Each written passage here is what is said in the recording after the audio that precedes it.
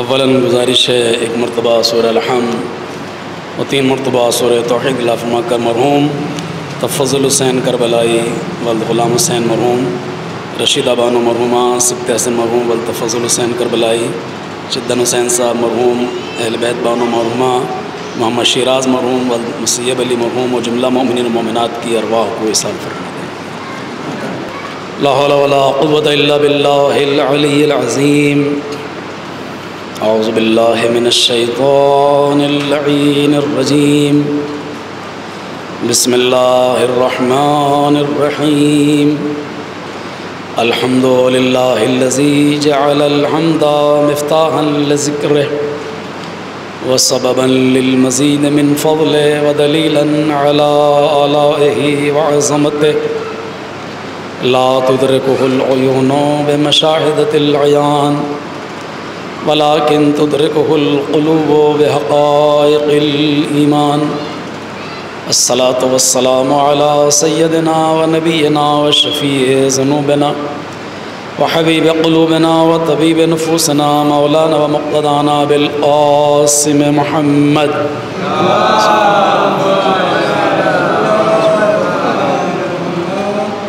الصلاة والسلام على آلہ الطیبین الطاہرین المعصومین ولعنت اللہ علی اعدائہم وغاصب حقوقہم ومنکر فضائلہم وقتلتہم اجمعین من یومنا ھذا الی قیام یوم الدین آمین یا رب العالمین۔ اما بعد فقد قال اللہ سبحانہ تبارک وتعالی بسم اللہ الرحمن الرحیم۔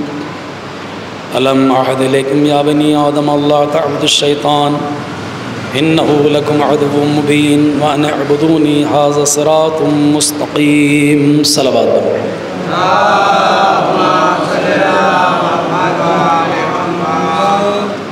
یہ علم و ادب کی بستی، علماء کا مرکز اور عزائے حسینی کا محور،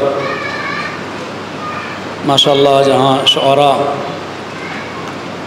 اپنے افکار، اپنے اشعار سے اہل بیت علیہم السلام کی حمد و ثنا میں مصروف ہیں۔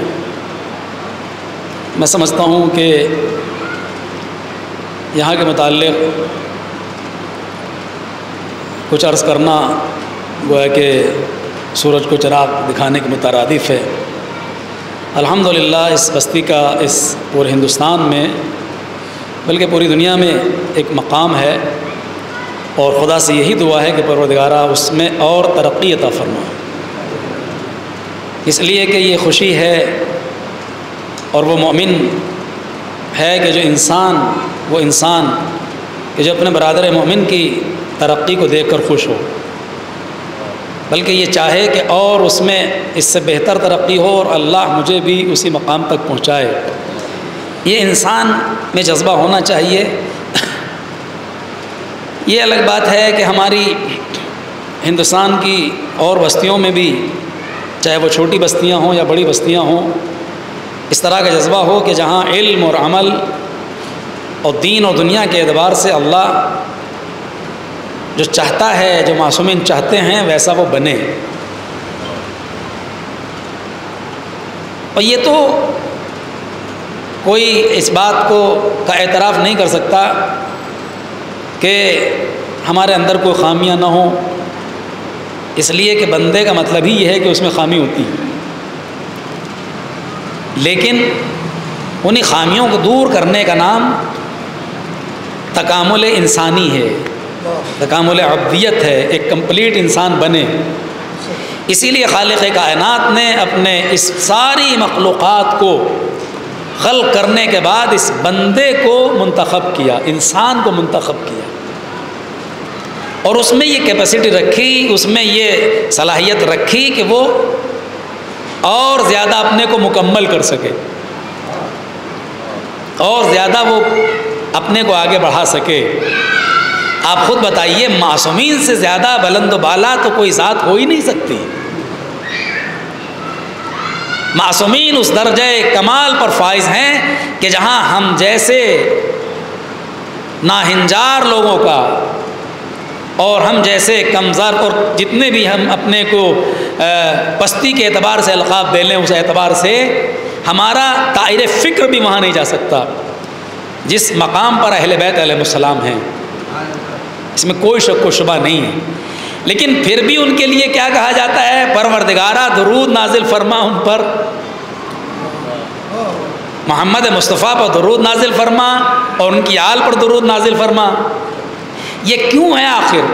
یہ وہی ہے کہ اس کمال کے باوجود بھی ہم مالک کی بارگاہ میں یہی دعا کر رہے ہیں، معبود تیری بارگاہ میں جتنی ان کی عزت ہے تو اس عزت میں اور زیادہ اضافہ فرما۔ اس کا مطلب یہ ہے کہ تکامل کی کوئی حد نہیں ہے، انسان کمپلیٹ کہاں ہو اس کی کوئی حد نہیں ہے۔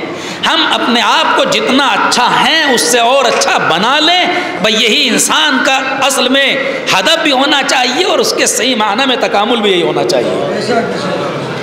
اور انسانی شرف یہی ہے کہ انسان کبھی اپنے آپ کو مکمل نہ سمجھے، مکمل نہ سمجھے۔ شاید یہی وجہ ہے مفاتیح الجنان میں امام موسیٰ کاظم علیہ الصلوۃ والسلام ارواحنا لہ الفدا صلی اللہ علیہ وسلم سے ایک دعا نقل ہوئی ہے باقیات الصالحات میں، یعنی جو مفاتیح کا حاشیے پر دوسری جو کتاب ہے، ظاہر کلی طور سے مفاتیح کہا جاتا ہے لیکن باقیات الصالحات میں ہے۔ مولا فرماتے ہیں کہ انسان کو چاہیے، مومن کو چاہیے کہ مستقل جتنا ممکن ہو سکے، مستقل کا مطلب زیادہ تر اس دعا کو پڑھتا رہے، اللہم لا تجعلنی من المعارین، اللہم لا تجعلنی من المعارین، معبود مجھے ان لوگوں میں سے قرار نہ دینا جو عاریتاً ہیں، جو ایمان کو عاریتاً لیے ہوئے، معارین جو چیز عاریتاً لیے ہوئے ہیں، لا تجعلنی من المعارین ولا تجعلنی من المقصرین، اور نہ ان لوگوں میں سے قرار دینا کہ جو اپنے آپ کو مقصرین میں سمجھتے ہیں۔ وضاحت پوچھی گئی مولا سے مقصد کیا ہے؟ امام نے فرمایا کہ ہمیشہ یہ سمجھتے رہنا، یہ مت سمجھ لینا کہ ہم مکمل ہو گئے، کمپلیٹ ہو گئے، یہ مت سمجھ لینا کبھی کبھی، اس لیے کہ جو تمہارے پاس ہے وہ عارضی ہے اور اس میں مزید اضافے کی گنجائش ہے۔ ہم یہ نہ سمجھ لیں کہ ہم تو مومن کامل بن گئے، اب ضرورت ہی نہیں ہے ایمان کی، ہم نے سجدے کر لیے اب سجدوں کی ضرورت نہیں ہے، ہم نے رکوع کر لیے اب رکوع کی ضرورت نہیں ہے، ہم ولایت علی کے درجے پہ فائز ہیں، اب اور زیادہ ضرورت نہیں ہے۔ اس لیے کہ اگر ضرورت نہ ہوتی تو پھر ان میں بھی درجے نہ ہوتے جنہیں ہم میسم، قمبر، ابو ذر وغیرہ کہتے ہیں۔ اس کا مطلب یہ ہے کہ درجوں میں گنجائش ہے، گنجائش ہے، گنجائش ہے، اور گنجائش نہ ہوتی تو پھر یہ ہمارے سامنے نمونے نہ ہوتے، یہ ٹارگٹس نہ ہوتے۔ اور دیکھو اپنے آپ کو ہمیشہ مقصرین میں سمجھتے رہنا، یعنی ہم بہت کم ہیں، ہم نے بھی کچھ بھی نہیں کیا ہے، ہماری عبادت کچھ بھی نہیں ہے، لاکھ ہم نے کچھ کر لیا ہو، ہمارا ایمان عاریتاً نہ ہو نمبر ایک، اور ہماری عبادت مقصرین میں نہ ہو، یعنی ہماری یہ سمجھتے رہے کہ ہم بہت قاصر ہیں، ہمارے پاس کم ہے۔ اور جو ایسا نہ ہو کہ بس آج ہم مومن بن گئے، لا تجعلنی من المعارین، آج ہم مومن بن گئے اور کل ہم مومن نہیں ہیں۔ عاریتاً ماشاءاللہ پڑھا لکھا مجمع ہے، یہاں زیادہ مجھے نہ میں سمجھ رہا ہوں محنت کی ضرورت ہے نہ وضاحت کی ضرورت ہے۔ عاریتاً کوئی چیز پڑوس سے عاریتاً لیتے ہیں، کوئی بھی چیز لی، سیڑھی لی، سیڑھی کام چل رہا تھا گھر پہ، سیڑھی نہیں تھی، ہم نے سیڑھی عاریتاً لے لی۔ اب عاریتاً کا مطلب کیا ہے کہ ہم اسے واپس پلٹانا ہے، کوئی بھی چیز ہم لیتے ہیں تو اسے واپس پلٹاتے ہیں۔ تو خدا نخواستہ ہمارا ایمان ایسا نہ ہو کہ آج ہم مومن ہیں اور کل ہم مومن نہیں ہیں، ہو تو پرماننٹ ہو، یعنی شکوک و شبہات کے مرحلے میں نو، خیر بات دور چلی جائے گی، تو اسی کو عبد کہا گیا۔ واقعی عبودیت یہی ہے انسان کی کہ وہ اپنے آپ کو اس منزل تک پہنچا دے کہ جو اس کے لیے ضروری ہے۔ سورہ یاسین کی آیت کریمہ جو پڑھی ہے کہ علم عہد علیکم یا بنی آدم اللہ تعبدوا الشیطان انہ لکم عدو مبین، اے بنی آدم کیا ہم نے تم سے یہ عہد نہیں لیا تھا کہ تم شیطان کی عبادت نہ کرنا؟ اللہ کس تیور میں، کس لہجے میں خطاب کر رہا ہے اپنے بندے سے، کیا ہم نے تم سے عہد نہیں لیا تھا کہ تم شیطان کی عبادت نہ کرنا؟ انہ لکم عدو مبین، وہ تو تمہارا کھلا ہوا دشمن ہے، کھلا ہوا دشمن ہے، عزیزان گرامی، یہ لہجہ اکثر ہم بھی اپنے بچوں کے یا اپنے چھوٹوں کے ساتھ استعمال کرتے ہیں۔ آپ نے اپنے بیٹے کو، امتحان کا زمانہ تھا، اسے کئی بار متوجہ کیا، دیکھو بیٹا امتحان کا زمانہ ہے، دیکھو ذرا پڑھائی کا دھیان رکھنا، دیکھو زندگی بھر کھیلنا ہے، کھیلنے کے اور بھی اوقات ہوتے ہیں ذرا۔ اب ہم دیکھ رہے ہیں کہ وہ پڑھتا بھی ہے لیکن پھر بھی جو ہمارا ہدف تھا، ہمارا ٹارگیٹ تھا، اس طرح کام نہیں کر رہا ہے۔ تو مجھے بار بار ہم نے تم سے کہا نہیں تھا، ہم نے تم سے یہ نہیں کہا تھا؟ یہ جملہ، یہ لہجہ یہ بتا رہا ہے کہ ہم اصل میں تاکید کر رہے ہیں کہ ہم نے تم سے کہا تھا پھر بھی تم نہیں مان رہے ہو، ہم نے تم سے کہا تھا پھر بھی تم نہیں مان رہے ہو۔ کیا ہم نے تم سے نہیں کہا تھا یہ نہیں کرنا ہے؟ یعنی اس کا مطلب ہے پہلے بتایا جا چکا تھا، الم اعہد الیکم، کیا ہم نے تم سے عہد نہیں لیا تھا کہ تم شیطان کی پیروی نہ کرنا، عبادت نہ کرنا؟ وہ تمہارا کھلا ہوا دشمن ہے بنی آدم۔ اے بنی آدم، ہم نے تم سے عہد لیا تھا۔ یہ عہد کہاں لیا گیا؟ مرحلہ یہی ہے۔ کیا کوئی ہم میں سے بتا سکتا ہے کہ اس دنیا میں آنے سے پہلے ہم سے سائن کرائے گئے ہوں شکم مادر میں یا کبھی بھی کسی بھی حالت میں کہ بھئی شیطان کی پیروی کا؟ صاحب ہمیں تو یاد نہیں ہے، تو معاذ اللہ خدا غلط تو نہیں کہہ رہا ہے کہ ہم نے تم سے عہد لیا تھا؟ اس کا مطلب ہے کہ خدا، اگر ہم نے خدا کو خدا مانا ہے تو ہمیں یہ ماننا پڑے گا کہ ہم نے عہد لیا تھا اور عہد کیا گیا تھا اور اس نے ہم سے عہد لیا تھا۔ عزیزان گرامی، خدا کو ماننا بڑا مشکل مرحلہ ہے ہمارے لیے۔ ہم اپنے آپ کو مولائی سمجھتے ہیں، شیعہ سمجھتے ہیں، مسلمان سمجھتے ہیں، سب کچھ وہ اپنی جگہ ہے، اس سے میں انکار نہیں کر رہا ہوں، لیکن اس پر ثابت قدم رہنا بڑا مشکل ہے۔ میں اس کو وضاحت انشاءاللہ آئندہ تھوڑا کروں گا بڑھتے رہے۔ اگر ہم نے خدا کو خدا مانا تو پھر یہ بھی ماننا پڑے گا کہ جو خدا کہہ رہا ہے وہ صحیح ہے۔ الم اعہد، کیا ہم نے تم سے عہد نہیں لیا تھا؟ اب میں مولائیوں کا مجمع ہے قریب کر دوں۔ آپ ایک بھیڑ میں ہیں، ایک مجمع میں ہیں، خدا نخواستہ آپ کو چوٹ لگی یا کچھ بھی ہوا اور آپ گرنے لگے اور آپ کے منہ سے برجستہ اور بے ساختہ یا علی نکلا، ہوتا ہے جہاں ہمارے قدم لڑکھڑائے، ماں کی دعاؤں نے، ماں کی تربیت نے ہماری پیٹھ پر ہاتھ رکھا کہ بیٹا تم کو تو یا علی کہنا سکھایا گیا ہے۔ جوان ہو گئے، قدم لڑکھڑائے، گرنا چاہتے ہیں، یا علی زبان پر آ گیا، ہم سنبھل گئے، مگر جیسے ہی ہماری زبان پہ یا علی آیا، ہم نے دیکھا اتنے بڑے مجمع میں ایک شخص دوڑ کے آیا اور ہمیں اٹھانے کی کوشش کی یا ہمیں سہارا دینا، اس نے کوشش کی کہ سہارا دے دے۔ ہم اب کسی اور کو نہیں، یہ سمجھ لیتے ہیں یہ کوئی اور نہیں ہے، یہ کوئی ہمارا اپنا ہے۔ بہت قیمتی بات آپ تک پہنچانے جا رہا ہوں۔ 50 آدمی تھے، 10 آدمی تھے، یہی کیوں یا علی کہنے کے بعد جب میں نے یا علی کہا یہی آگے کیوں بڑھا؟ ہم سمجھ جاتے ہیں اس سے کوئی اپنا رشتہ ہے، کوئی کنیکشن ہے۔ بھئی یہ کنیکشن کہاں ہے؟ یہ کنیکشن وہی ہے الم اعہد الیکم۔ بھئی یہاں شیطان کے مقابلے میں عہد لیا گیا تھا۔ ایک موقع وہ بھی تھا جب عالم ذر میں ولایت علی کا عہد لیا گیا تھا۔ ہمیں نہیں معلوم، یہ ہمارے علاقے کا نہیں ہے، یہ کہاں کا ہمیں نہیں معلوم، لیکن ہمارے منہ سے یا علی نکلا تو یہ فوراً آگے بڑھا۔ یہ آگے اسی لیے بڑھا ہے کہ عالم ذر میں یہ بھی وہی تھا جہاں ہم تھے، اس نے بھی ولایت کا اعتراف کیا تھا، ہم نے بھی ولایت کا اعتراف کیا ہے۔ صلوات بر محمد و آل محمد۔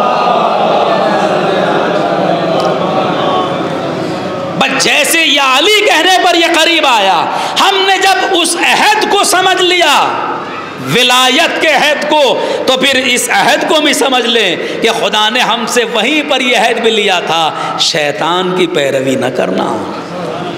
اب تو بات سمجھ میں آ گئی؟ الم اعہد الیکم، یہ عہد کہاں لیا گیا؟ عالم ذر میں عہد لیا گیا۔ اچھا ایک بڑی حسین بات ہے اس میں، قرآن مجید میں اکثر و بیشتر جگہ پر ہے یا ایھا الناس، مثلا ایک آیت پڑھوں آپ کی خدمت میں، سورہ بقرہ کی، یا ایھا الناس اعبدوا ربکم الذی خلقکم والذین من قبلکم لعلکم تتقون، یہاں بھی عبادت کا ذکر ہے۔ یا ایھا الناس، یا ایھا الناس اعبدوا ربکم، اے لوگو اس رب کی عبادت کرو جس نے تم کو خلق کیا ہے۔ یہاں خطاب کس سے ہے؟ ناس، لوگوں سے، اور ناس کے ساتھ لفظ رب کا لفظ استعمال رکھا، ناس کے ساتھ لفظ رب رکھا۔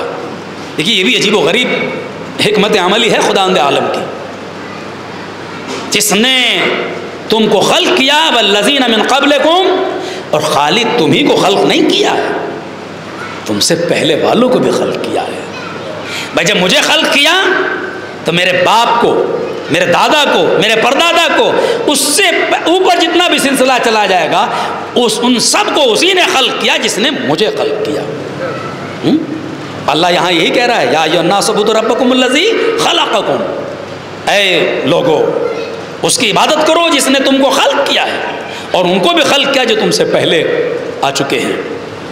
اور دیکھو تقوی الہی اختیار کرو، یہاں پر بھی عبادت کا الم عہد یا بنی آدم اللہ تعبدوا، یہاں بھی عبادت کا مرحلہ۔ خدا چاہتا کیا ہے آخر؟ خدا ہم سے کیا چاہتا ہے؟ تو عالم ذر کو میں نے آسانی کے ساتھ سمجھا دیا کہ جب عالم ذر میں ولایت علی کا اعتراف کیا گیا، ویسے ہی ہم سے عہد لیا گیا، ویسے ہی ولایت کے جیسے کیا گیا، ویسے ہی اس شیطان کی اتباع اور پیروی نہ کرنے کا بھی ہم سے عہد لیا گیا۔ اسی لیے کہہ رہا ہے الم عہد علیکم یا بنی۔ اب ایک سوال یہاں پر یہ ہے، وہاں ناس کہا گیا اے لوگو، مثلا یہاں کیا کہا گیا؟ یا بنی آدم، اے اولاد آدم، اے اولاد آدم۔ اس کائنات میں جو بھی انسان ہے وہ جناب آدم کی اولاد ہے، چاہے وہ ظاہراً اپنے مسلک سے، اپنے فرقے سے، اپنی ذات سے کچھ بھی ہو، سید ہے اولاد آدم، غیر سید ہے اولاد آدم، مسلمان ہے اولاد آدم، نان مسلم ہے اولاد آدم، سکھ ہے، عیسائی ہے، یہودی ہے، کوئی ایسا نہیں جو اولاد آدم میں سے نہ ہو۔ یا بنی آدم، اے بنی آدم۔ سوال یہ ہے یہاں خدا نے باپ کے نام سے کیوں پکارا؟ اے بنی آدم، ہم نے تم سے یہ عہد لیا ہے کہ تم شیطان کی اتباع نہ کرنا، وہ تمہارا کھلا ہوا دشمن ہے۔ عزیزان گرامی، مثال کے ذریعے بات واضح کر دوں، اصل میں حساس چیز کو پکڑا جاتا ہے۔ ہم بھی کسی کو اگر سمجھانا چاہتے ہیں تو اس کی اس شے کو، اس آئیڈیالوجی کو اختیار کرتے ہیں جو اسے زیادہ متوجہ کر دے، زیادہ حساس مرحلے کو اپناتے ہیں۔ مثال کے طور پر خدا نخواستہ بزرگوں میں کوئی دشمنی چلی آ رہی ہو، اس کے بعد کچھ حالات نارمل بنے ہو، اب پھر بیٹوں میں کوئی بات ہو گئی ہو، تم کہتے ہیں کس کے ساتھ تم بات کر رہے ہو؟ تمہیں معلوم نہیں ہے تمہارے پردادا کے ساتھ بھی اس خاندان نے ایسا کیا تھا؟ ایسا ہوتا ہے کہ نہیں؟ پریکٹیکل ایک بات کر رہا ہوں، تمہارے دادا کے ساتھ بھی ایسا کیا تھا۔ اب انسان کی رگ حمیت پھڑک اٹھتی ہے، ارے اس کا مطلب یہ تو ہمارا قدیمی دشمن ہے، یہ تو ہمارے آباء و اجداد کا دشمن ہے۔ خالق نے بھی یہی کہا، تم کس شیطان کی پیروی کر رہے ہو؟ وہ تو تمہارے بابا آدم کا دشمن ہے۔ سمجھ رہے ہیں آپ؟ یا بنی آدم، اے آدم کی اولاد، تم شیطان کی اتباع کر رہے ہو، وہ تو شیطان تمہارے باپ کا دشمن ہے، دادا کا دشمن ہے، اور ایسا ویسا دشمن نہیں ہے، عدو مبین، کھلا ہوا دشمن ہے۔ بات دور چلی جائے گی۔ خیر، تو عبادت بہت اہم ترین مسئلہ ہے، عبودیت کا مسئلہ بہت اہم ہے۔ ہمیں اصل میں اللہ کا بندہ بننا چاہیے، کچھ بنے نہ بنے، عبودیت کا اہم مرحلہ ہمارے سامنے ہے۔ یہ عبودیت وہ مرحلہ ہے کہ جہاں پر خالق کائنات اپنے سب سے عظیم بندے کو بھی عبد کہہ کے خطاب کر رہا ہے۔ یہ عبد کیا ہے آپ دیکھیں، ظاہراً ہم جسم اور روح رکھتے ہیں، یہ ظاہراً یہ جسم اور روح ہے ہمارے پاس، یہ تو ظاہری طور سے ہمارے اندر ایکٹیویٹیز ہیں، ہمارے اندر روح ہے، ہم دیکھ رہے ہیں، چل رہے ہیں، پھر رہے ہیں، لیکن خالی یہ روح اور یہ بدن ہی ابدیت نہیں ہے۔ عبدیت کیا ہے؟ ان اعبدونی، تم عبادت کرو، ان ھذا صراط مستقیم، کہ یہی میرا صراط مستقیم ہے، یہی میرا سیدھا راستہ ہے۔ اس کا مطلب یہ ہے جب انسان واقعی مرحلہ عبودیت کو طے کر لے گا تو پھر صراط مستقیم تک پہنچ جائے گا، صراط مستقیم تک پہنچ جائے گا۔ اور صراط مستقیم جب مل جائے گا تو پھر وہ فخر سے یہ کہے گا میں عبد خدا ہوں۔ ورنہ اس آیت کے معنی کیا ہے؟ ان اعبدونی ھذا صراط مستقیم، تم عبادت کرو یہی صراط مستقیم ہے۔ تو عبادت تو سب کر رہے ہیں، کون ہے جو عبادت نہیں کر رہا ہے؟ کوئی بھی مسلک دیکھ لیجیے آپ، ہر انسان عبادت کر رہا ہے، ہر مذہب والا عبادت کر رہا ہے۔ نام الگ الگ رکھ دیے، کسی نے پوجا نام رکھ دیا، کسی نے ابتساء مثلا عبادت کا نام رکھ دیا، کسی نے اور کچھ عبادت کا نام رکھ دیا، ہے تو عبادت ہی کسی بھی شکل میں ہے۔ تو کیا یہ سب صراط مستقیم پر ہے؟ مرحلہ ہے، سب صراط مستقیم پہ نہیں ہے، سب صراط مستقیم پہ نہیں ہے۔ اس لیے کہ اگر سب صراط مستقیم پہ ہوتے تو پھر خدا کی یہ حدیث قدسی آگے نہ بڑھتی، عبادتun ما نرید، عبادت وہ ہے جیسے میں چاہتا ہوں، عبادت وہ ہے جیسے میں چاہتا ہوں، عبادت وہ نہیں ہے جیسے تم چاہتے ہو۔ جیسے تم چاہتے ہو وہ عبادت نہیں ہے، بلکہ عبادت وہ جیسے میں چاہتا ہوں، ورنہ عبادت تو سب ہے۔ اب خدا کیسے چاہتا ہے اس کی تھوڑی سی وضاحت کر دو، بات واضح ہو جائے گی۔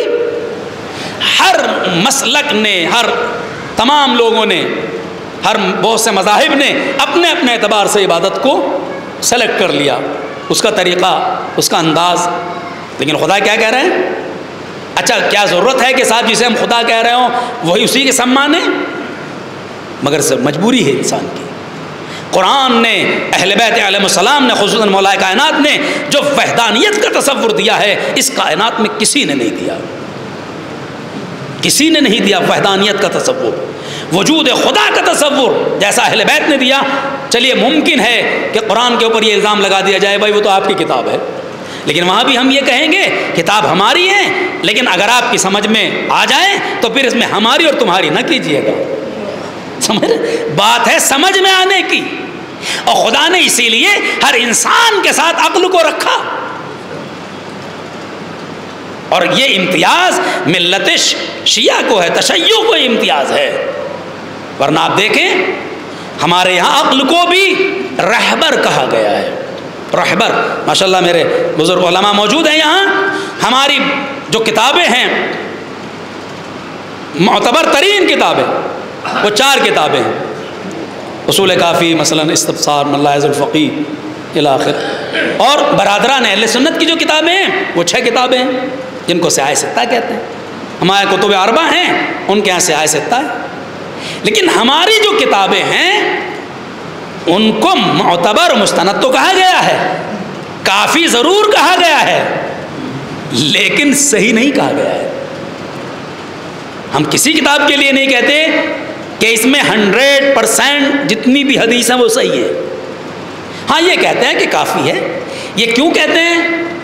اس لیے کہتے ہیں کہ ہمیں معلوم ہے کہ اس میں بہت سی روایتیں وہ بھی ہیں کہ جو معتبر نہیں ہیں، لہذا جب حدیث کو دیکھا جائے گا، پرکھا جائے گا تو پھر اس کو اسی اعتبار سے بتایا جائے گا بھئی یہ حدیث معتبر نہیں ہے، اگرچہ کتاب میں ہے، لیکن کتاب میں اس لیے نہیں نکال سکتے کہ کتاب سے اگر یہ نکالنے کا سلسلہ شروع ہو گیا تو پھر ہر انسان ہر ایک چیز میں یہی رد و بدل کرے گا۔ آج کیا کہا جا رہا قرآن کے مقابلے میں؟ قرآن سے فلاں آیتیں نکال دیجئے،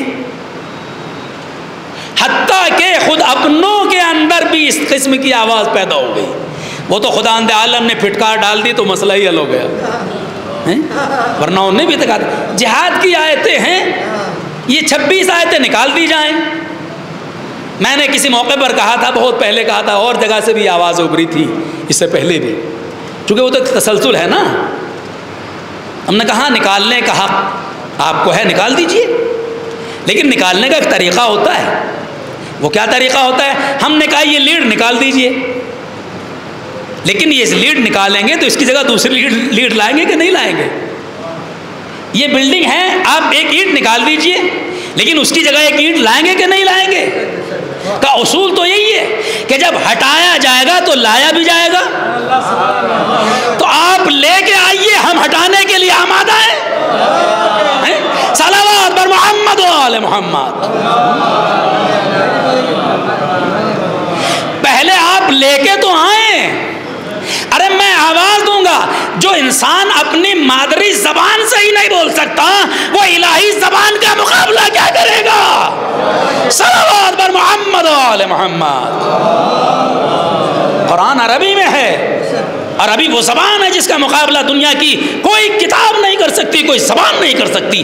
دعویٰ ہے یہ 28 حروف کی زبان قرآن میں، یعنی عربی زبان میں 28، بہت سنے 29 کہہ دیا حمزے کو لگا کے، لیکن 28 بہرحال مستبد معتبر جو ہیں حروف ابجد میں وہ 28 ہی ہیں. یہ 28 حروف کی زبان اتنی زیادہ مقبول بارگاہ الہی ہے، اتنی پسندیدہ ہے کہ اس نے اپنی کتاب بھی اسی زبان میں اتار دی اور چیلنج کر دیا، لے کے آؤ، اس کا مقابلہ کرو. پورے قرآن کا جواب لے کے آؤ.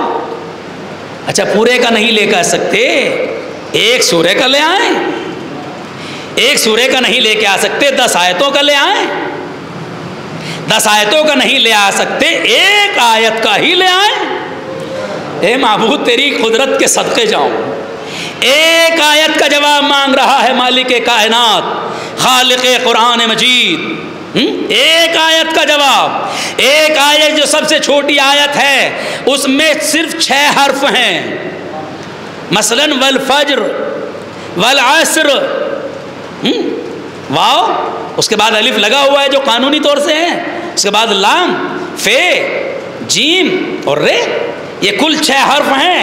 خالق نے یہ نہیں کہا بڑی آیت کا جواب لے کے آؤ، یہ کہا چھوٹی آیت کا لے کے آؤ. خدا نے کتنا مجبور کر دیا اس انسان کو. پوری آیت پورے قرآن کا نہیں لا سکتے، ایک آیت کا لے کے آؤ. اس کے بعد بھی یہ کر رہا ہے کہ صاحب یہ کرا، یہ کیجیے، خیر بات بہت دور چلی جائے گی. تو ان 28 حروف پر مشتمل جو کتاب ہے اس میں مالک کائنات یہ کہہ رہا ہے عبادت کرو. اس نے ناس سے خطاب کیا، اور یہی کمال قرآن مجید ہے کہ اپنے بندوں سے وہ کتنی محبت کر رہا ہے اور اس بندے کو متوجہ بھی کر رہا ہے. وہ چاہتا ہے میرا بندہ واقعی میرا بندہ بن جائے.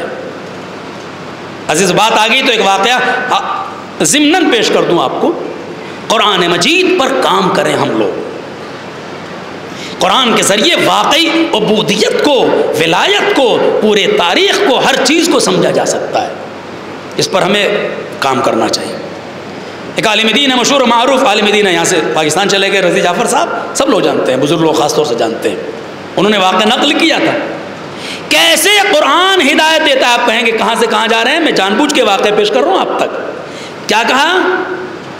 یا ایھا الناس، اے لوگو عبادت کرو، عبادت کرو. کمال قرآن یہی ہے کہ اس نے کسی خاص ملت کو ٹارگیٹ نہیں بنایا، اس نے عالمین کو ٹارگیٹ بنایا، لوگوں کو ٹارگیٹ بنایا، بندوں کو ٹارگیٹ بنایا، تاکہ بندگی سے قریب کر سکے، بندگی سے قریب کر سکے. وہ یورپ میں کہیں عشاء پڑھ رہے تھے، انہیں ظاہر مومنین جب کوئی آتا ہے تو ملاتے ہیں، بھئی یہ فلاں ہے فلاں. ایک صاحب سے ملوایا گیا کہ مولانا یہ انڈین ہے لڑکا، اور یہ پہلے ہندو تھا، نان مسلم تھا، اب یہ مسلمان ہو گیا، پھر شیعہ ہو گیا. ان ظاہر ہے کہ یہ بات اگر کسی سے کہا جائے تو ایک تشویق ہوتی ہے کہ بھئی آپ کیسے ہوئے، کیا ہوئے، یہ فطرت ہے انسان کی. تو انہوں نے پوچھا ذرا مجھے بتاؤ بیٹا، کہ ظاہر ان کی عمر بہت اچھی خاصی ہے، اور پوچھا بیٹا کیسے تم مسلمان ہوئے اور شیعہ ہوئے؟ مسلمان ہوئے. اس نے کہا جب میں ہندوستان میں پڑھتا تھا تو وہاں بڑی مشکلات تھی. ہمارے ہر وقت میرے ذہن میں یہ آتا تھا کہ میرا مسلک ٹھیک ہے کہ نہیں ہے، میرا مذہب ٹھیک ہے کہ نہیں ہے، لیکن ظاہر ہے کہ حالات اجازت نہیں دیتے تھے. گھر میں چرچا کرتا تھا، ذکر کرتا تھا تو گھر والے غصے ہو جاتے تھے. دوستوں کے ساتھ یہ ذکر کرتا تھا تو بھی. لیکن جب میں یورپ میں پڑھنے کے لیے آیا، وہاں میں نے پھر اپنے دوستوں سے ذکر کیا کہ مجھے کوئی ایسی کتاب دے دو کہ جس کے ذریعے میں اپنے دل کے جو میرے ولولے اٹھتے ہیں، جو ایک بڑی الجھن ہے میرے دل میں، وہ ختم ہو جائے۔ کہ کیا ہے کہ میں صحیح مسلک حاصل کرنا چاہتا ہوں، صحیح مذہب دیکھنا چاہتا ہوں۔ کہ میرے دوستوں میں عیسائی بھی تھے، یہودی بھی تھے، اور تمام مسالک کے لوگ تھے، انہوں نے اپنی اپنی کتابیں لا کے دیں، میں نے کتابوں کا مطالعہ کیا۔ مثلا جب میں نے انجیل پڑھی تو اس میں دیکھا کہ جناب انجیل میں عیسائیوں کے لیے کچھ اور قانون ہے، اور جو نان عیسائی ہیں ان کے لیے کچھ اور قانون ہے۔ تو میں نے کہا یہ تو عجیب کتاب ہے، بھائی جب سب نے جرم برابر کیا ہے تو جرم سب کے لیے، سزا سب کے برابر ہونا چاہیے۔ میری سمجھ میں نہیں آیا، میں نے یہودیوں سے کہا، یہودی دوست سے کہا، اس نے مجھے اپنی کتاب لا کے دی۔ جب اس میں پڑھا تو یہاں بھی وہی مسئلہ آیا کہ جو ان کے اپنے ماننے والے تھے، بادشاہ تھا مثلا، ان کے لیے قانون کچھ اور ہے، عوام رعایا کے لیے کچھ اور ہے۔ وہاں بھی بدھ مذہب والوں نے لا کے دی، وہاں بھی یہ مسئلہ، دوسرے مذاہب کے لوگوں نے لا کے دی، وہاں بھی یہ مسئلہ۔ زیادہ تر ہر مذہب میں، ہر مذہب کی کتاب میں اسی مذہب کو ترجیح دی گئی تھی زیادہ تر۔ پھر جب میں نے ایک مسلمان دوست سے کہا تو اس نے مجھے قرآن لا کے دیا، قرآن لا کے دیا، اور جب قرآن لا کے دیا تو میں نے قرآن کو پڑھا، انگلش میں ظاہر ترجمہ ہی دیا ہوگا اس نے۔ جب میں نے اس کا ترجمہ پڑھا تو پہلی ہی آیت میں نے پڑھا بسم اللہ کے بعد الحمدللہ رب العالمین، تمام تعریفیں اس اللہ کے لیے ہیں جو عالمین کا پروردگار ہے، سنسار کا پالنہار ہے، پوری یونیورسل کا پروردگار ہے۔ کہ میں نے جب یہ پہلی آیت پڑھی تو میرا تو دماغ کھل گیا۔ میں نے کہا یہی ایک ایسی کتاب اب تک میرے سامنے آئی ہے جس نے کوئی پکشپات نہیں کیا بلکہ پوری کائنات سے اپنی گفتگو کا آغاز کیا ہے کہ وہ جو اللہ ہے وہ کسی ایک مذہب کا خدا نہیں ہے، پوری کائنات کا اللہ ہے، پوری کائنات کا پالنے والا، رب العالمین، پوری کائنات کا پروردگار ہے۔ اب میں نے کتاب کو پڑھنا شروع کیا اور پڑھنا، قرآن کو اور پڑھنا شروع کیا۔ اس کے بعد آیا الرحمن الرحیم، بڑا دیالو ہے، بڑا رحم کرنے والا ہے، بہت زیادہ رحم کرتا ہے۔ بھئی یہ کرتے کرتے میں قرآن، میری شوق بڑھتا رہا، میں قرآن پڑھتا چلا گیا۔ نتیجہ یہ ہوا پھر مجھے یہ فیصلہ کرنا پڑا کہ سارے مذاہب غلط ہیں، صرف یہ مذہب حق ہے جس مذہب کی کتاب قرآن مجید ہے، اور میں مسلمان ہو گیا، میں مسلمان ہو گیا۔ مسلمان کس نے کیا؟ الحمدللہ رب العالمین نے، الحمدللہ رب بنیاد تو وہ رکھی گئی نا۔ اب انہوں نے ایک سوال اور کیا کہ یہ بتاؤ کہ آپ شیعہ کیسے ہوئے؟ اب ایک تشویق ہوگی نا عزیزوں، میں موضوع سے جوڑ رہا ہوں اپنی بات کو، حالانکہ یہ واقعہ بالکل ذہن میں نہیں تھا اور نہ یہ تھا کہ اس سے شاید ربط بھی ہو جائے گا، لیکن اتفاق ہے بہرحال۔ کہا آپ شیعہ کیسے؟ کہا جب میں قرآن پڑھ رہا تھا تو پڑھتے پڑھتے ایک منزل پر آیا، ایک آیت کو میں نے پڑھا اور اس میں پڑھا میرے حبیب ان سے کہہ دو، وہ جو بحث کر رہے تھے نا عیسائی جناب عیسیٰ کے بارے میں، وہ کہہ رہے تھے خدا کے بیٹے ہیں، خدا کے بند، خود خدا ہیں۔ عیسائیوں میں بھی الگ الگ فرقے ہیں، الگ الگ مذاہب وہ ہیں، مطلب مسلک ان کے، کوئی کہتا ہے کہ جناب عیسیٰ اللہ کے بیٹے ہیں، کوئی کہتا ہے کہ نہیں وہ خود اللہ ہیں، کوئی کہتا ہے کہ نہیں تین چیزوں سے مل کر بنے، روح القدس، اللہ اور خود ابن۔ تو کہ میں جب وہاں پہنچا تو اس میں قرآن نے کہا ہے میرے حبیب اگر یہ نہیں مان رہے ہیں، دلیل آ چکی ہے، فمن حاجک من بعد، آ چکی ہے اب دلیل ان کے پاس، تو ان سے کہہ دو گھبراؤ نہیں، تم گھبرانا نہیں، ان سے کہہ دو فقل تعالوا ندعو ابناءنا وابناءکم ونساءنا ونساءکم وانفسنا وانفسکم۔ اور اس سے پہلے ایک آیت میں نے اور پڑھی تھی، کہ وہ کون سی آیت تھی؟ کہ وہ بڑی عجیب و غریب آیت تھی، یا ایھا الذین آمنوا اتقوا اللہ وکونوا مع الصادقین، اے مومنو تقوی الہی اختیار کرو اور سچوں کے ساتھ ہو جاؤ۔ تو جب یہ آیت پڑھی تھی تقوی الہی اختیار کرو سچوں کے ساتھ ہو جاؤ، تو میں یہ سوچا کرتا تھا یہ سچے کون ہیں جن کے ساتھ ہونے کا حکم دیا گیا ہے؟ اسٹیپ بائی اسٹیپ، قدم بقدم الحمدللہ رب العالمین نے پہنچایا اسلام تک۔ اور بھی آیتوں میں یا ایھا الذین آمنوا اتقوا اللہ وکونوا مع الصادقین، تقوی الہی اختیار کرو سچوں کے ساتھ ہو جاؤ۔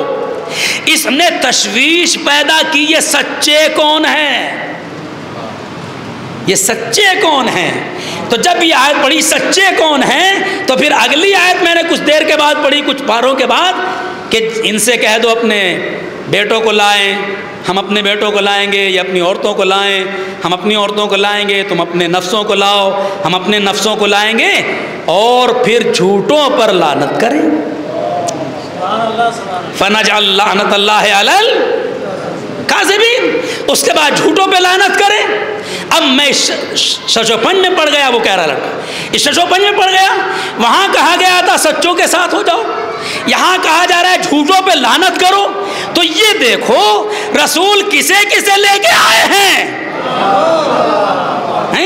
جسے رسول لے کے گئے تھے وہ سچے تھے، جن کے مقابلے میں لے کے گئے تھے وہ جھوٹے ہیں.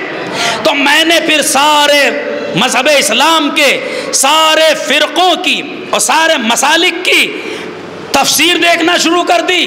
تو جس تفسیر کو دیکھا اس میں یہی ملا، بیٹوں کی جگہ حسن و حسین گئے، نفسوں کی جگہ عورتوں کی جگہ اکیلی فاطمہ گئی، نفسوں کی جگہ علی گئے. میں سمجھ گیا کہ سچے کوئی اور نہیں ہے، یا فاطمہ ہے یا ان کی اولاد ہے. صلوات بر محمد و آل محمد. پھر میں اس کو شارٹ کر دوں، سچوں تک پہنچا بندہ، مباہلے تک آیا، مباہلے تک آیا تو پنجتن پاک تک آیا، اور پنجتن پاک تک آنے کے بعد مجبور ہو گیا شیعت کا اعلان کرنے پر. اب کہیے ان اعبدونی ھذا صراط مستقیم، ہے نا؟ صراط مستقیم کوئی اور نہیں ہے، بھائی انہی کا راستہ صراط مستقیم ہے.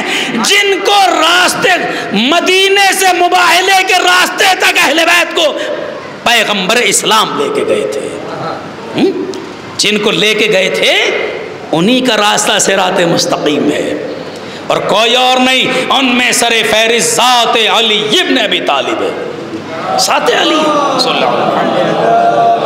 اسی لیے وہ سی روایت میں آیا بھی، تفسیر میں بھی آیا ہے کہ جب پوچھا گیا پیغمبر اسلام سے کون ہے صراط مستقیم، کیا توریت والوں کا راستہ صراط مستقیم ہے، کیا زبور والوں کا راستہ صراط مستقیم ہے؟ تو تاریخ نے لکھا علی ابن ابی طالب تشریف لا رہے تھے، پیغمبر نے اشارہ کر کے کہا علی کا راستہ صراط مستقیم ہے. پتہ چلا صحیح معنی میں عبودیت نام ہے اس راستے پہ چلنے کا جو راستہ علی کا راستہ ہے. اور پھر میں نے کہا، پھر میں بات کو کہہ دوں اور بات کو زیادہ لمبی نہ لے جا کر جلدی جلدی بات کو ختم کرنے کی کوشش کروں.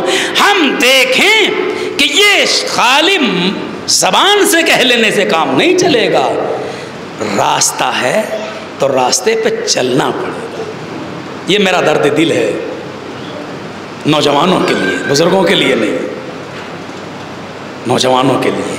خالی راستے کو نہارا نہیں جاتا، خالی نہار رہے ہیں راستے کو، یا خالی راستے کو کی تعریف نہیں کی جاتی، راستے پر چل کے منزل تک پہنچا جاتا ہے. راستے پر چل کے منزل تک پہنچا جاتا ہے. بڑی تعریف، بہت خوبصورت راستہ بنایا.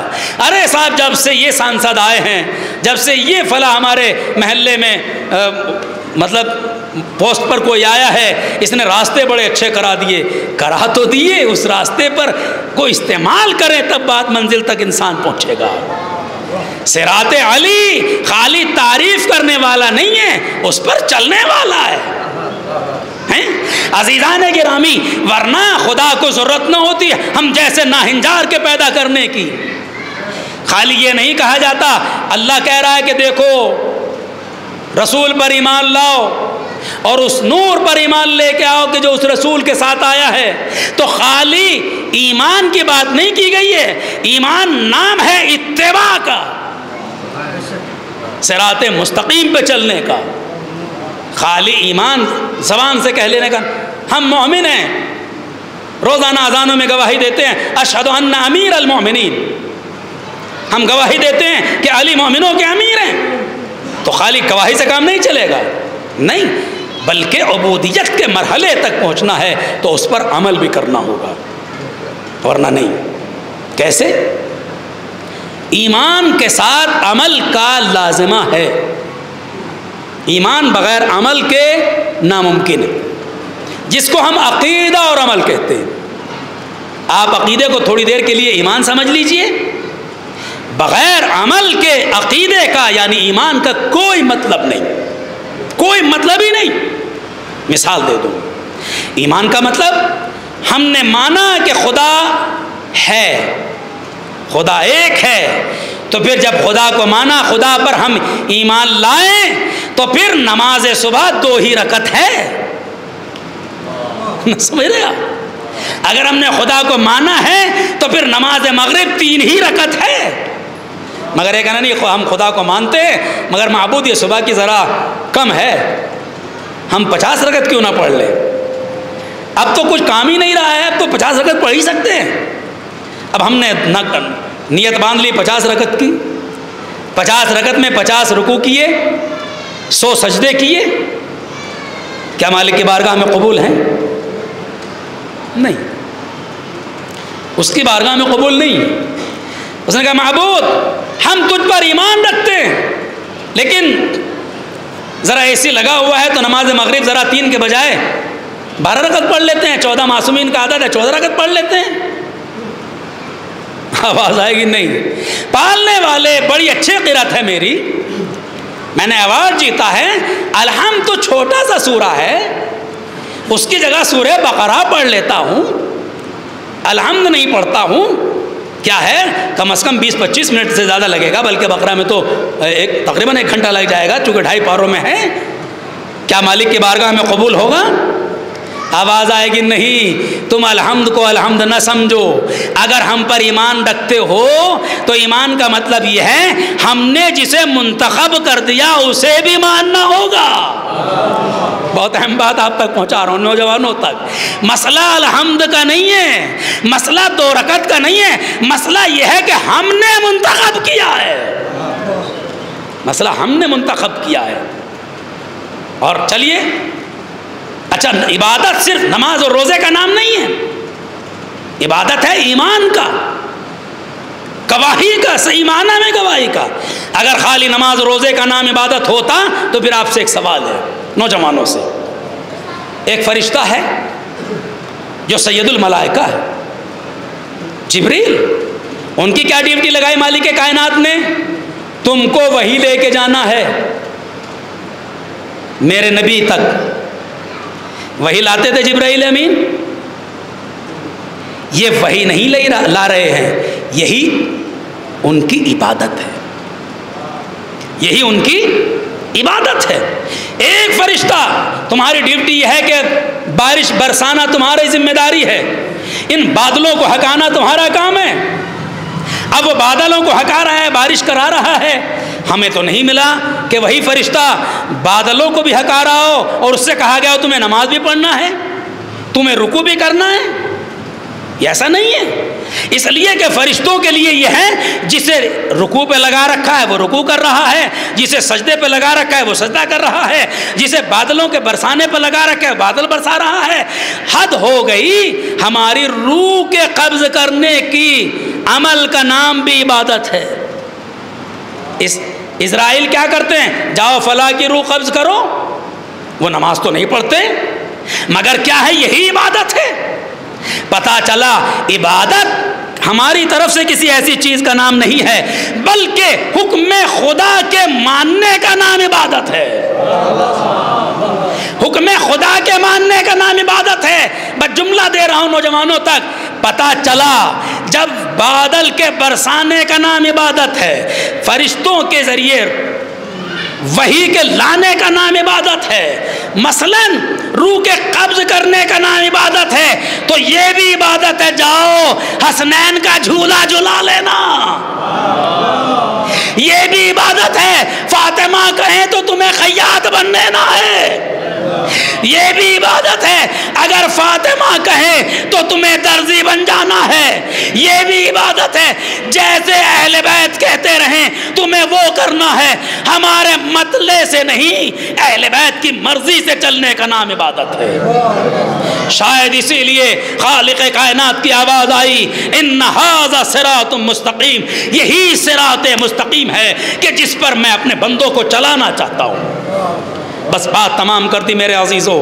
ہم یوں گواہی تو بہت جگہ دیتے ہیں، اور عبدیت کی گواہی پہلے دی جاتی ہے، ہمیشہ عبدیت کی گواہی پہلے دی گئی، جہاں بھی دیکھو عبدیت کی گواہی، اشہد ان محمدً عبدہ ورسولہ، تشہد میں دیکھ لیجئے، اذان میں دیکھ لیجئے، قرآن مجید کے بہت جگہ دیکھ لیجئے، سورہ اسراء کی آیت میں دیکھ لیجئے، پہلی عجیب و غریب آیت۔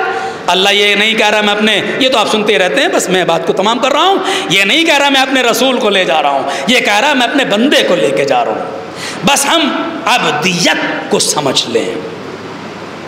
اہل بیت کے اوپر ان کے نقش قدم پر چلنے کا نام عبدیت ہے، اس میں چوں و چرا کی گنجائش نہیں ہوتی، اور خدا نے اسے عمل، ایمان اور عقیدے کو ایک ساتھ رکھا، اسی لیے اس نے ولایت کو، اس نے مودت کو میدان فرو سے جوڑ دیا۔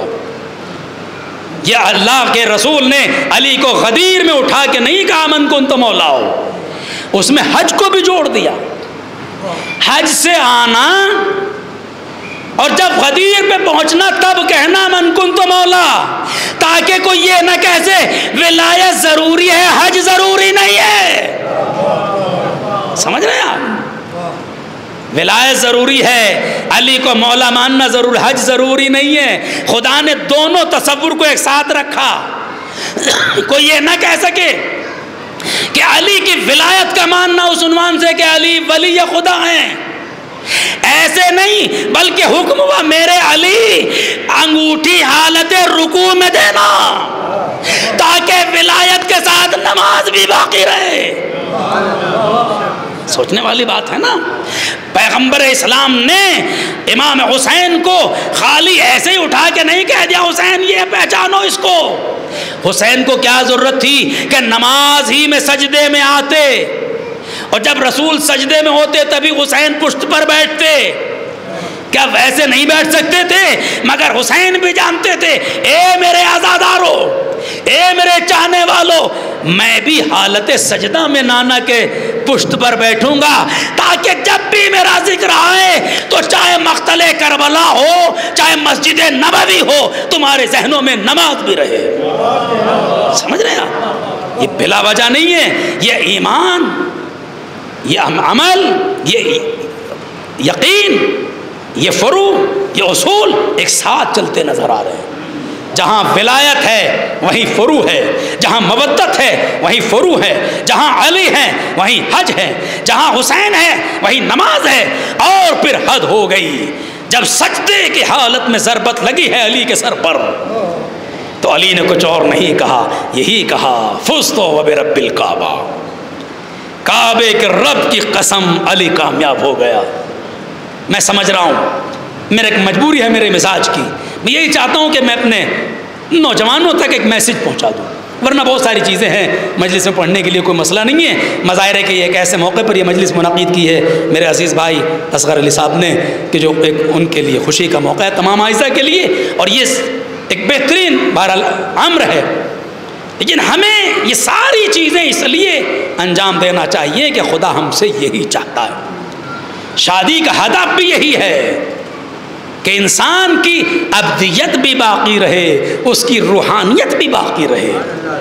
اگر یہ ہدف نہ ہوتا تو معصومین کی حدیث یہ بڑھ کے نہ کہتی دیکھو تمہارا آدھا دین محفوظ ہو گیا، اب آدھے دین کی پرواہ تمہیں خود کرنا ہے۔ یہ کیوں ہے؟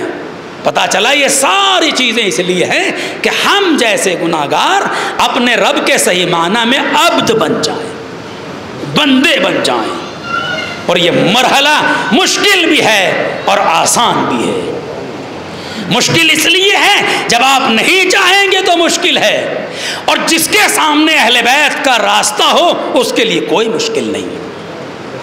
میں اکثر کہا کرتا ہوں، اب مثال کے طور پر گرمی کا زمانہ ہے، ہم سینکڑوں مرتبہ منہ دھوتے ہیں، دل میں سینکڑوں مرتبہ دھوتے ہیں، دسیوں مرتبہ تو دھوتے ہی ہیں، نہاتے بھی ہیں، مگر مشکل نہیں ہے کہ جب ہم منہ دھل رہے ہوں تو وضو کر لیں، مشکل نہیں ہے، آسان ہے، اس لیے کہ وہ کام تو ہمیں کرنا ہی ہے۔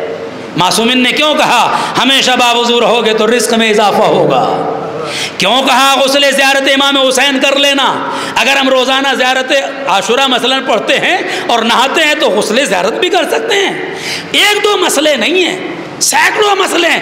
ان سارے مجموعوں کو اگر ہم واقعی مجموعہ بنائیں گے ان ساری چیزوں کا تو اس سے عبودیت بھی سمجھ میں آ جائے گی۔ بس تمام کر دی میں نے آپ کی زحمت۔ ہمیں اہل بیت کے راستے کو اپنانا ہے۔ ھذا صراط علی، یہی علی کا راستہ ہے اور یہی صراط مستقیم ہے، اور علی کے راستے ہی کو حسین نے کربلا میں آگے بڑھایا ہے۔ بس بات تمام کر دی میں نے۔ حسین وہ عظیم تاریخ بشریت کا اکلوتا انسان حسین ہے، تاریخ آدمیت کا اکلوتا انسان ایسا ہے حسین کہ جس کی پوری زندگی کو قرآن نے کوٹ کیا ہے۔ شکم زہرا سے لے کر رحم مادر سے لے کر حسین کے آخری لمحات تک ایک ایک مرحلے زندگی کو جو اہم ہوتے ہیں قرآن میں حسین کے مراحل زندگی کو بیان کیا گیا۔ اس کا وقت نہیں ہے ورنہ میں بیان کرتا۔ وَوَصَّيْنَا الْإِنسَانَ بِوَالِدَيْهِ، جب ہم نے انسان کو وصیت کی ابتدائی زندگی 40 سال کا ہو گیا تو اس نے یہ دعا کی، اور پھر آخری مرحلہ یا ایتھا النفس المطمئنۃ ارجعی الی ربک راضیۃ مرضیہ فادخلی فی عبادی وادخلی جنتی۔ اے میرے نفس مطمئنہ آ جا، تو میرے بندوں میں داخل ہو چکا ہے۔ یا ایتھا النفس المطمئنہ، میری جنت میں داخل ہو جا، تیرا رب تجھ سے راضی ہو چکا ہے۔ اے میرے اب عبادی فادخلی عبادی، میرے بندوں میں داخل ہو جا۔ آخری مرحلہ حسین کے لیے جو خالق نے استعمال کیا وہ لفظ عبد کے ساتھ رکھا۔ عبد، میرے بندے۔ بس عزیزان گرامی، کون حسین جس نے اپنی پوری زندگی اسلام کے لیے وقف کر دی؟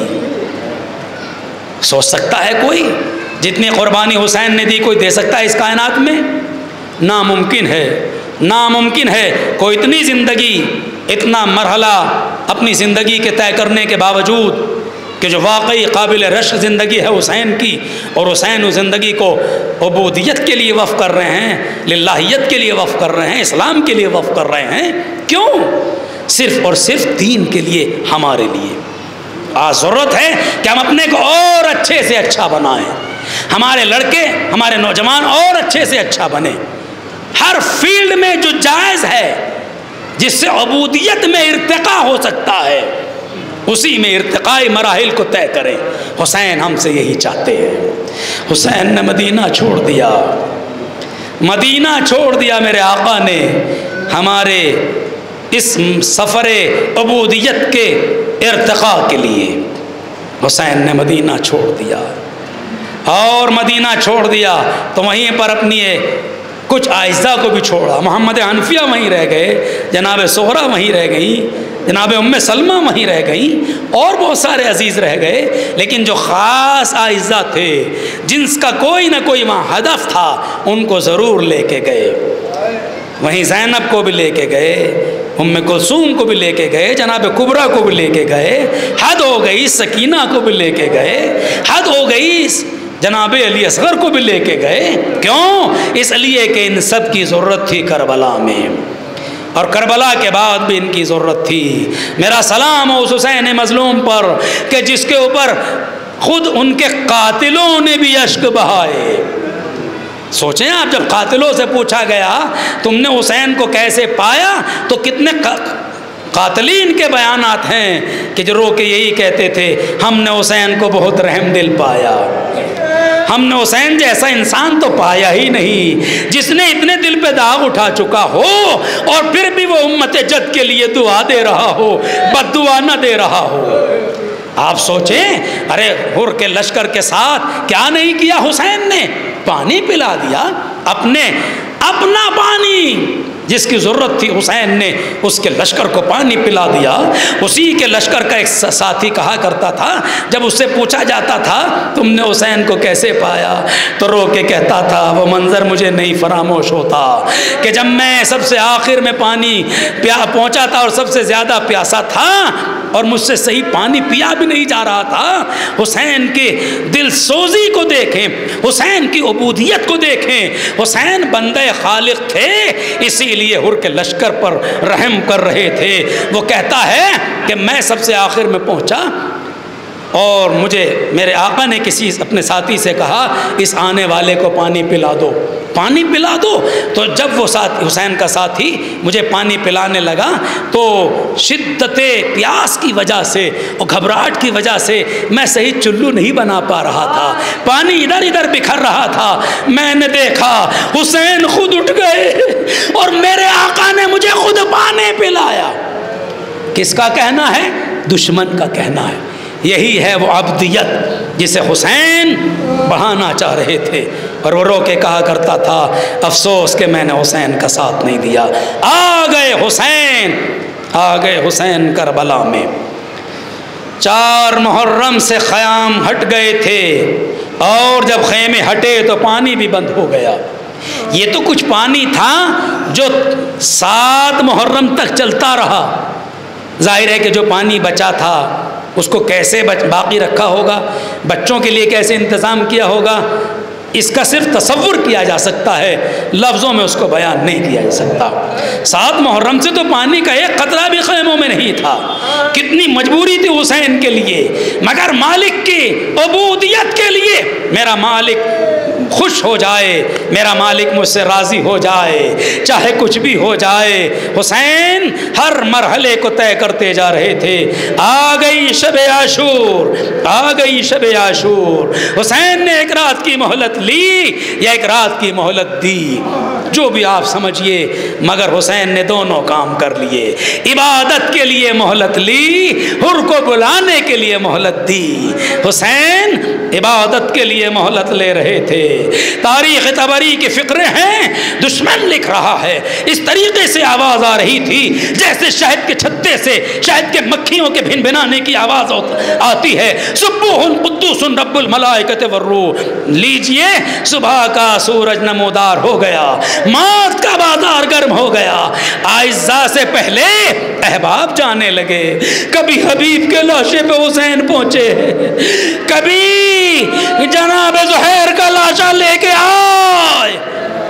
جزاکم ربکم خیر الجزا، آواز گریہ بلند ہو رہی ہے، خدا اس بستی پر مومنین کی تمام بستیوں پر رحمت نازل کرے۔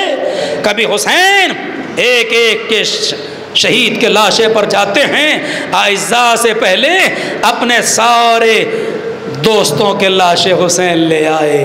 کتنا مرحلہ سخت تھا حسین کے لیے، کتنا مرحلہ مشکل تھا حسین کے لیے۔ کیسے کیسے دوست، حبیب جیسا دوست، کیسے کیسے غلام، جون جیسا غلام جو کہہ رہا ہے مولا مجھے معلوم ہے آپ اجازت کیوں نہیں دے رہے ہیں۔ کہا کیوں نہیں اجازت دے رہے ہیں؟ کہا اس لیے کہ اب میرے پسینے میں بدبو آتی ہے، میں حبش کا رہنے والا ہوں، آپ نہیں چاہتے کہ میرا یہ نجس خون آپ کے پاکیزہ خون میں مل جائے۔ کتنی بے تکلفی سے جون نے مجبور کر دیا حسین کو۔ حسین نے کہا نہیں نہیں جون چلے جاؤ، میرا سلام ہو جون تم پر کہ خالی حسین نے تمہیں اجازت نہیں دی بلکہ تمہارے سر کو اپنے زانوں پہ بھی رکھا۔ حد ہو گئی، اپنا رخسار جون کے رخسار سے ملا دیا تاکہ میرے صحابی کو کوئی تکلیف نہ ہو۔ ایسے حسین یہ عبدیت کی معراج کو بلند کر رہے ہیں۔ حسین جون عبد ہے نا، غلام ہے نا جون، عبودیت کو اور عبدیت کو بلند کر رہے ہیں حسین۔ لیجئے پھر اعزاء کی باری بھی آ گئی۔ کبھی یون محمد گئے، حسین لاشوں لے کے آ گئے۔ کبھی علی اکبر گئے، حسین اپنے کڑیل جوان بیٹے کا لاشا بھی اٹھا لائے۔ مجھے نہیں معلوم حسین نے کیسے لاشا اٹھایا ہوگا۔ ہاں ہاں عزیزان گرامی، حد ہو گئی، اور محمد کے لاشے بھی حسین لائے۔ ایک ایک ایسا جوان نوجوان سامنے آ گیا جس کے لیے تاریخ نے عجیب جملہ لکھا ہے، حسین اتنا کسی کے لیے نہیں روئے جتنا قاسم کے لیے روئے تھے۔ میرے بھائی کی فرمائش ہے، ظاہر ہے موقع و محل بھی ہے، مناسبت بھی ہے۔ قاسم کون؟ قاسم یتیم حسن قاسم، یتیم حسن قاسم۔ ماشاءاللہ آپ کی بستی کی مہدی بہت مشہور ہے، میں سنتا ہوں یوٹیوب وغیرہ کے ذریعے کبھی کبھی موقع ملتا ہے۔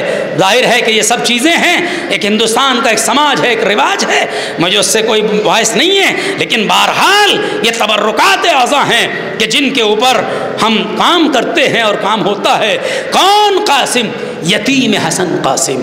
عزیزان گرامی، یتیم کو پالنے کی بڑی فرمائش ہے اسلام میں، اپنی اولاد سے زیادہ تاکید کی گئی ہے۔ کیا کہا گیا اسلام میں کہ دیکھو اگر تمہارا بیٹا بھی وہیں کھیل رہا ہو اور کوئی یتیم بھی ہو تو دیکھو اپنے بیٹے کو ایسے پیار نہ کرنا کہ تاکہ کسی یتیم بچے کو تکلیف پہنچے، کسی یتیم بچے کو تکلیف پہنچے۔ عزیزان گرامی، پیغمبر اسلام کے خدمت میں ایک صحابی آیا، اس کا بچہ گم ہو گیا تھا۔ آگے اس نے پیغمبر اسلام سے استدعا کی، یا رسول اللہ میرا بیٹا گم ہو گیا ہے۔ باپ کا دل تھا پریشان ہو گیا، آپ دعا کیجئے۔ پیغمبر اسلام مسکرائے اور فرمایا وہ بچے کھیل رہے ہیں، جاؤ تمہارا بچہ وہاں مل جائے گا۔ پیغمبر اسلام کو معلوم تھا، صحابی نے سنا، دوڑ کے گیا، مگر جاتے جاتے پیغمبر نے آواز دی، ایک مرتبہ قریب بلایا اور کہا دیکھو وہاں ایک یتیم بچہ بھی کھیل رہا ہے، اپنے بچے کو فرط محبت میں سینے سے نہ لگا لینا، اس کو عام بچوں کی طرح پیار کرنا، اس لیے کہ وہاں ایک یتیم بچہ بھی ہے، کہیں اسے تکلیف نہ ہو۔ ارے حسین نے قاسم کو پالا تھا، بھائی کا بیٹا بار بار ماں کی خدمت میں جا رہا ہے، اماں فرما اجازت دے دیجیے، دلوا دیجیے، ماں بھی بار بار کہتی ہے بیٹا جاؤ چچا سے اجازت لے لو۔ قاسم کہتے ہیں اماں کتنی بار گیا، چچا نے اجازت نہیں دی، چچا نے اجازت نہیں دی۔ اٹھی، اپنے بیٹے کو ساتھ لیا، قاسم کو ساتھ لیا، حسین کی خدمت میں گئیں، ایک جملہ کہا، اے میرے آقا آپ میرے امام بھی ہیں، میرے امام بھی ہیں، میں امام کی حیثیت سے نہیں، اس رشتے کی حیثیت سے جو میرا رشتہ حسن مصطفیٰ کی آپ سے ہے، ایک التجا ہے، میرے قاسم کو بھی مقتل کی اجازت دے دیجئے، میرے قاسم کو بھی مقتل کی اجازت دے دیجئے۔ عزیز حسین نے سر جھکا لیا، کہا بھابی جان کیا ہو سکتا ہے کہ کوئی چچا اپنے بھتیجے کو مقتل کی اجازت دے دے۔ حسین نے اجازت نہ دی بلکہ واپس کر دیا، سر نے اڑا کے بیٹھ گئے۔ اچانک یاد آیا، بیٹا تمہارے بازو پہ تمہارے بابا کا ایک تعویذ بندھا ہوا ہے، کھولو تو صحیح، اس لیے کہ تمہارے بابا نے کہا تھا جب سب سے زیادہ مصیبت کا وقت آئے تو اس تعویذ کو کھول لینا اور مشکل حل ہو جائے گی۔ تعویذ کو کھولا، حسن مصطفیٰ کی تحریر لے گئی حسین کی خدمت میں۔ اب جب حسین کی بارگاہ میں پیش کیا، حسین زار و قطار رونے لگے۔ حسن نے لکھا تھا بھیا حسین کربلا کے مقتل میں نہیں ہوں گا، میری جانب سے میرے بیٹے کی قربانی قبول کر لینا۔ حسین مجبور ہو گئے، ایک جملہ کا بھابی جان اب حسین نہیں روک سکتا ہے، اب حسین نہیں روک سکتا ہے، مگر جیسے آپ کو وصیت کی گئی مجھے بھی وصیت تھی۔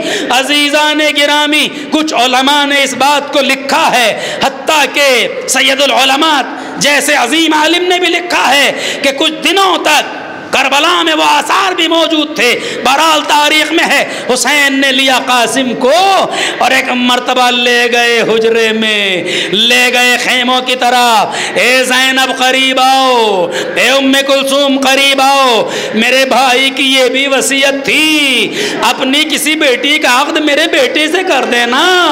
مجھے نہیں معلوم حسین نے کیا عمل کیا، مگر اتنا تو ہے بھائی کی وصیت پہ عمل کی۔ یہ کتنی دیر کا رشتہ تھا، حسین نے اجازت دے دی۔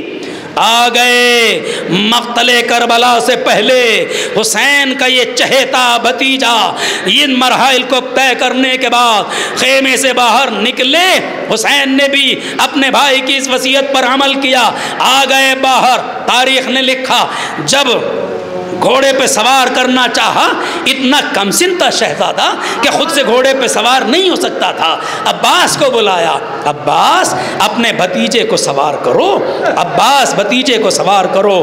حسین کے حکم سے عباس نے قاسم کو اٹھانا چاہا تو حسین نے کہا روکو عباس رکو، رک گئے۔ جناب امام عالی مقام نے قاسم کے گریبان کو چاک کر دیا، اور وجہ یہ لکھی علماء نے کہ دستور یہ تھا اس وقت کا کہ جب کوئی یتیم مقتل میں جاتا تھا لڑنے کے لیے تو اس کے گریبان کو چاک کر دیا جاتا تھا، تاکہ سامنے والا دشمن یہ سمجھ لے کہ جو لڑنے کے لیے آیا ہے وہ کوئی یتیم ہے، حسین نے قاسم کے گریبان کو چاک کیا، عباس نے گھوڑے پہ بٹھایا، مقتل کربلا میں پہنچے، رجز پڑھا۔ تاریخ نے لکھا ہے، ایک جملہ لکھا، عجیب و غریب جملہ لکھا ہے، دشمن کہہ رہا تھا یہ تو چاند نکل آیا ہے، کتنا خوبصورت جوان بچہ ہے، کتنا نوجوان خوبصورت بچہ ہے۔ عزیزو، جسے دشمن کی نگاہیں چاند کہہ رہی تھی، اسے پھپھیاں کہہ رہی ہوں گی، اسے ماں کیا کہہ رہی ہوگی، اسے کبرا نے کیا اس انداز سے دیکھا ہوگا، مجھے نہیں معلوم۔ کچھ دیر تک لڑتے رہے مگر مجبور ہو کر بھوکا پیاسا قاسم گھوڑے پہ ڈگمگانے لگا۔ کسی ظالم نے کہا اے قاسم دیکھو تمہارا تسمہ ڈھیلا ہو گیا ہے، بس جیسے ہی قاسم نے گردن جھکائی گرد سر پہ لگا، قاسم زمین کربلا پہ گرے۔ چچا کو آواز دی یا آقا ادرکنی، یا اماں ادرکنی، اے چچا میری مدد کر لے آئیے، اے چچا میری مدد کو آؤ۔ تاریخ نے لکھا حسین جتنی تیزی کے ساتھ جناب قاسم کے لاشے پہ پہنچے کسی اور کے لاش پہ نہیں گئے ہیں۔ اور تاریخ نے ایک عجیب و غریب جملہ لکھا، حسین حملے بھی کرتے جا رہے تھے اور آگے بھی بڑھتے جا رہے تھے، اسی رد و بدل میں نہ جانے کیا ہوا، بس ایک آواز آتی رہی، چچا میرا سینہ پامال ہو گیا، اے چچا میری لاش پامال ہو گئی۔ حسین پہنچے، قاسم کی لاش گھوڑوں کی ٹاپوں سے پامال ہو چکی تھی۔ حسین نے بس ایک جملہ کہا، اے میرے بھتیجے مجھے معاف کر دینا، تیرا چچا اس وقت آیا جب میں تیری کوئی مدد نہیں کر سکتا۔ جزاکم ربکم خیر الجزا۔ بس آخری 2 منٹ اور زحمت تمام۔ حسین نے دیکھا قاسم کی لاش پامال ہو گئی، عزیزان گرامی ابا بچھائی، بعض نے حسیر کا نام بھی لکھا، قاسم کی لاش کے ٹکڑوں کو جمع کیا، چاہتے ہیں کہ لے کے چلے، اچانک ایک آواز آئی، برادر میری طرف سے یہ ہدیہ قبول کر لینا۔ حسین نے پیچھے مڑ کے دیکھا تو دیکھا روح حسن کھڑی ہے، آواز دے رہی ہے بھائی حسین میری طرف سے ہدیہ قبول۔ حسین لے کے آئے، مجھے نہیں معلوم کبرا نے کیا کہہ کے بیان کیے ہوں گے، مگر زینب نے کہا ہائے میرا بھتیجا، اے میرے بیٹا، اے میرے لال، واہ قاسمہ، واہ محمدہ، واہ علیہ، واہ غربتہ، واہ زہرا، سیعلم الذین ظلموا ای منقلب الہی بحق زہرا وابیہا وبعلہا وبنیہا والسر المستودع فیہا۔ پالنے والے تجھے واسطہ اہل بیت علیہ السلام کا، جو منی بیمار کی شفائے کامل عاجل عطا فرما، جو منی مقروض ان کا قرض ادا ہو جائے، جو منی لا ولد ان اولاد نرین عطا فرما، جو زیارت سے محروم اعزاز سے مشرف فرما۔ پالنے والے اس بستی پر، مومنین کی تمام بستیوں پر اپنا رحم نازل فرما۔ پروردگارہ نوجوانوں کو علم و عمل سے مزین فرما۔ پروردگارہ ہماری اس قوم کو، ہمارے نوجوانوں کو، ہماری بزرگوں کو، ہماری ماں بہنوں کو دشمن کے ہر شر سے محفوظ فرما۔ پروردگارہ ہمارے اس ملک میں امن و سکون شانتی قائم فرما۔ الیکشن ہو رہے ہیں، میرے معبود ایسی حکومت کا قیام فرما انسانیت کے لیے بہتر ہو، اسلام کے لیے بہتر ہو، شیعت کے لیے بہتر ہو۔ میرے معبود تجھے واسطہ اہل بیت علیہ السلام کا فرزند زہرا کے ظہور میں تعجیل فرما، ہم کو ان کے عوان انصار میں شمار۔ گزارش ایک مرتبہ سورہ ہم و 3 مرتبہ سورہ توحید کی دلاف فرما کر مرحوم مغفور تفضل حسین کربلائی ابن غلام حسین مرحوم، رشیدہ بانو مرحومہ سبت حسن مرحوم ابن تفضل حسین کربلائی، شدن حسین مرحوم، اہل بیت بانو مرحومہ، محمد شیراز مرحوم، ولد مسیب علی اور جملہ مومنین و مومنات کی ارواح کو ایصال فرما۔